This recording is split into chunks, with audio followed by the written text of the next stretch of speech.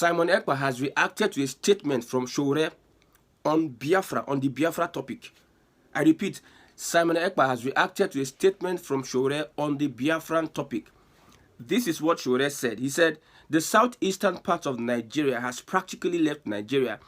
As we speak, several federal high courts have stopped working.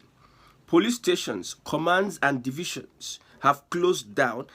And today, the Court of Appeals division in Nnewi, Enugu and Awka have relocated elsewhere.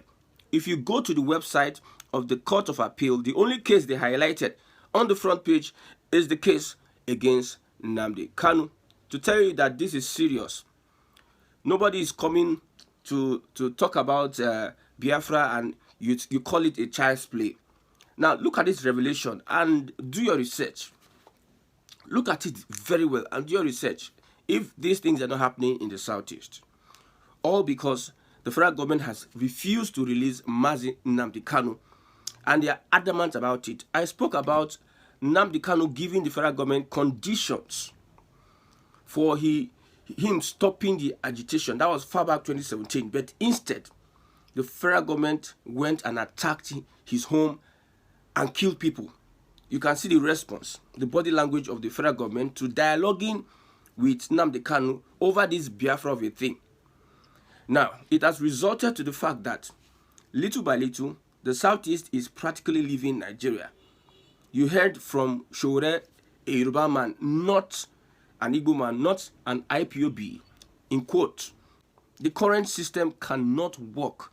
The current system is not designed to work. Look at the reaction from Simon Ekpa. He said, Sowore talking sense for the first time, but will his followers agree with him that Southeast has practically left Nigeria? He says after Southeast, he is going to retake South. So how is Simon Ekpa doing this?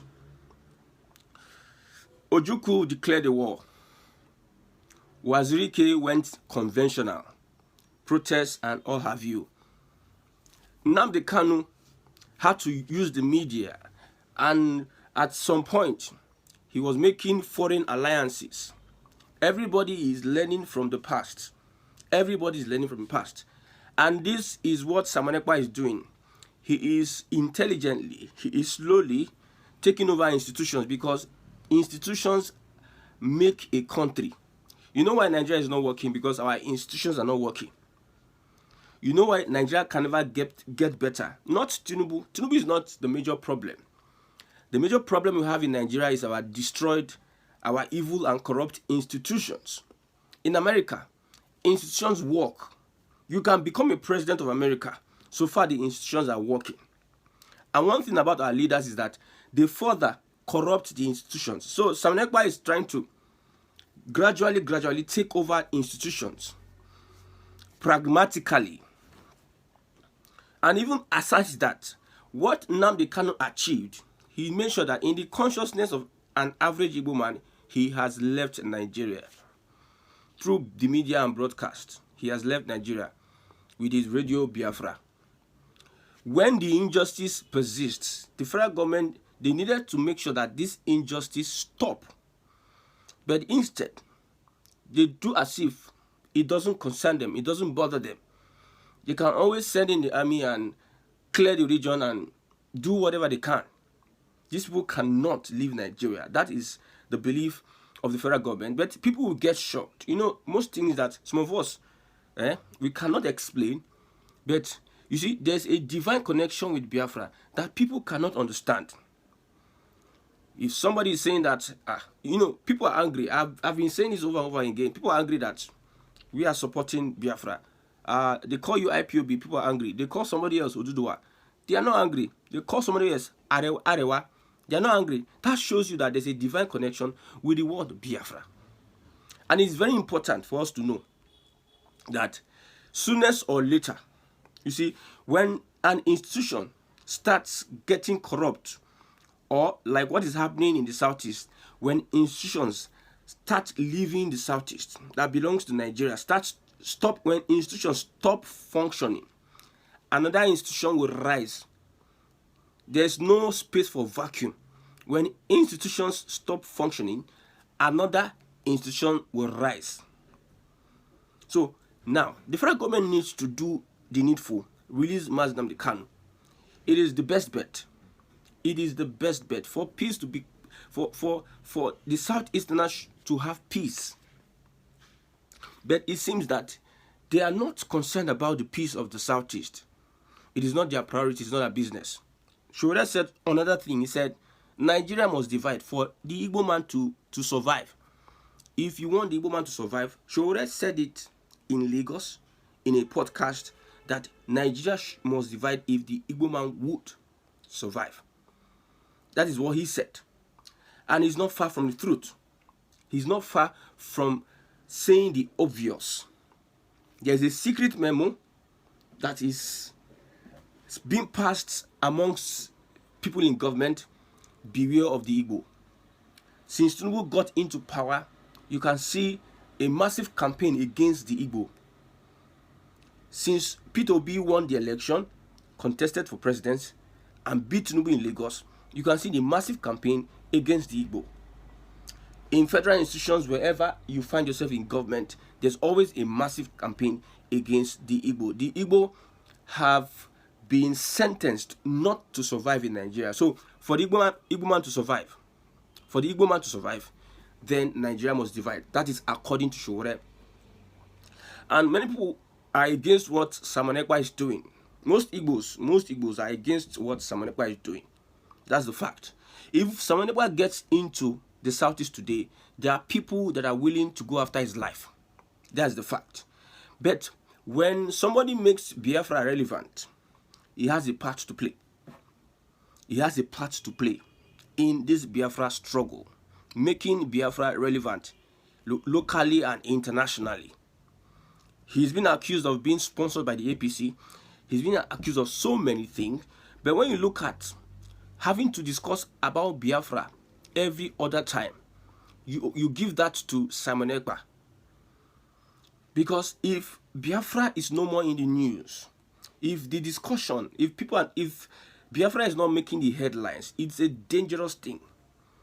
One thing that Nnamdi Kanu did is making sure that the conversation about Biafra is on the lips of every Nigerian.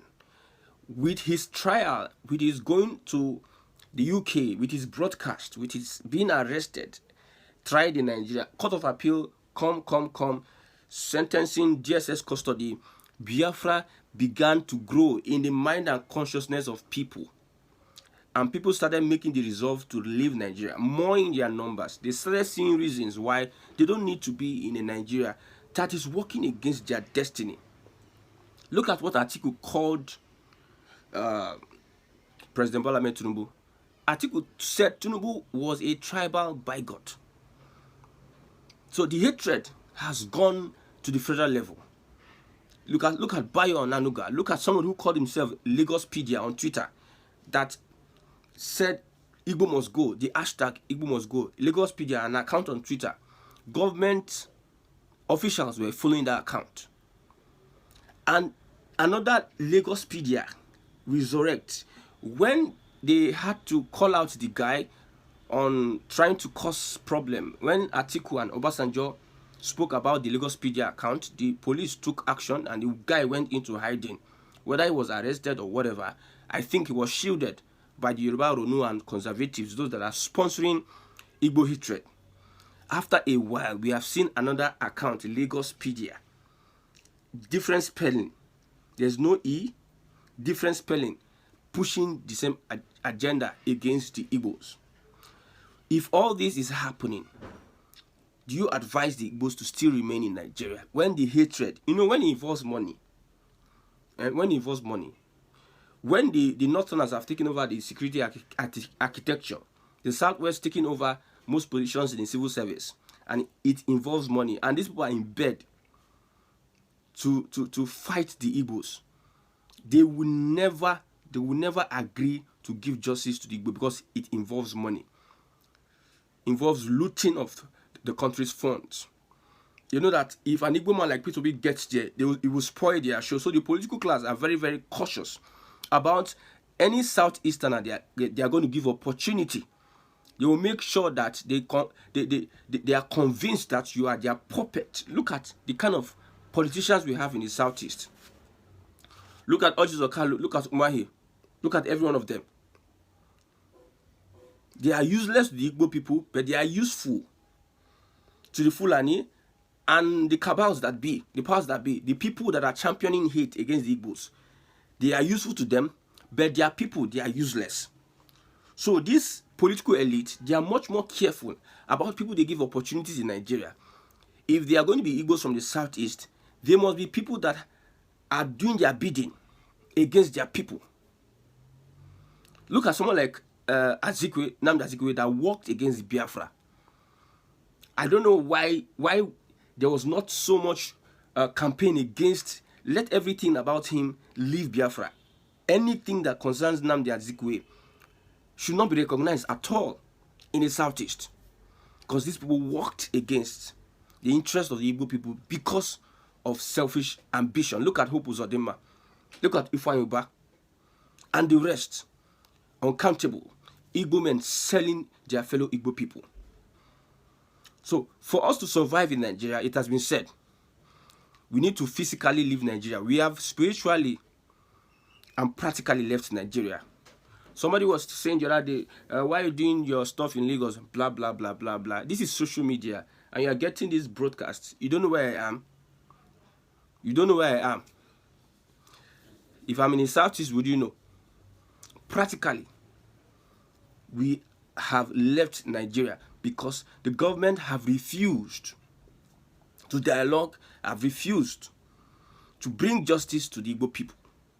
With all the excuses they have said all sort of things. They have refused to make sure that these guys have equity, fairness, and justice in Nigeria.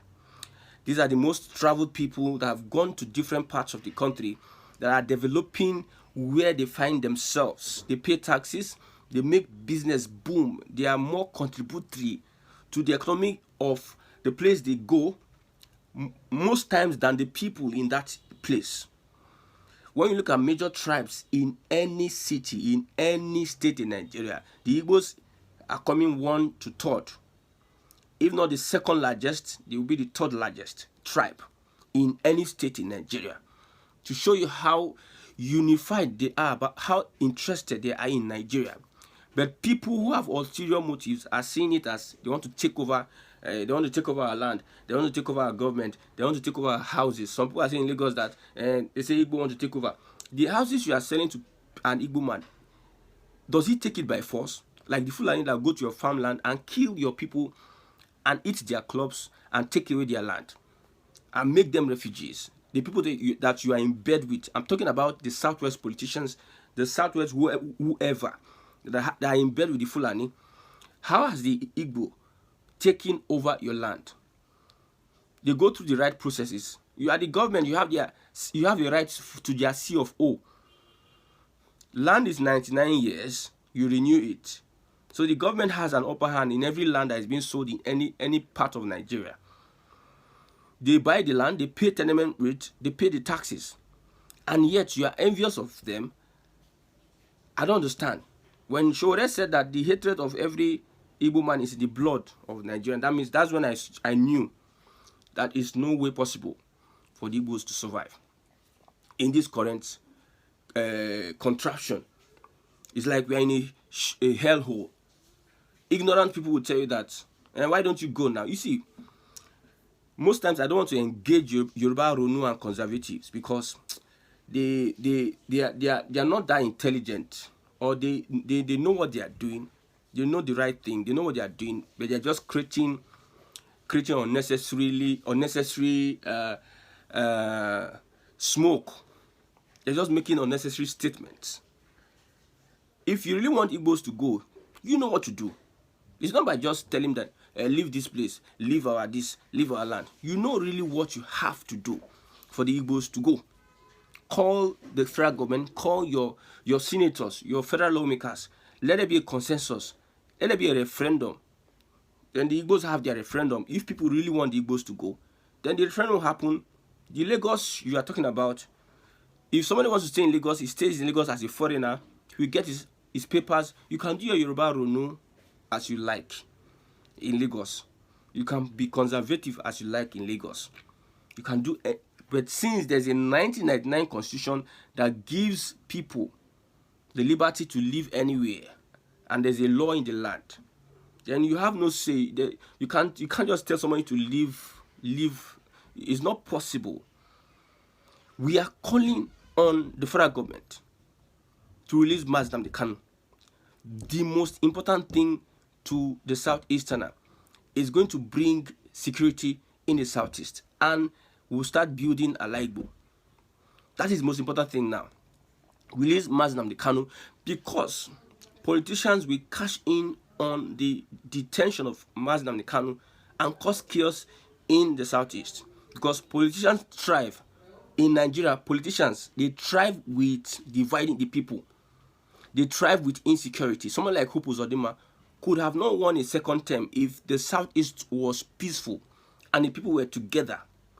But because he saw a lacuna of insecurity created by him and the government, he was able to win the elections and even won 27 local government. He was able to militarize the Southeast and make sure that people don't come out to vote and they harass and intimidate you. If you don't even take your time, you might get killed. So the Southeasterners and the Southeast politicians are using the arrest and detention of Mazi Nnamdi Kanu to cause chaos in the Southeast and make sure they loot and their evil ambition is fulfilled in the Southeast. That's why we want the federal government to release Mazi Nnamdi Kanu. It is very easy for the government to see the conditions he gave them 2017 and look at how they are going to reach an agreement whatever they can. But the thing here is that if you release Mazi Nnamdi Kanu, it is not a means to an end. If you release Mazi Nnamdi Kanu, it is for peace to be in the Southeast.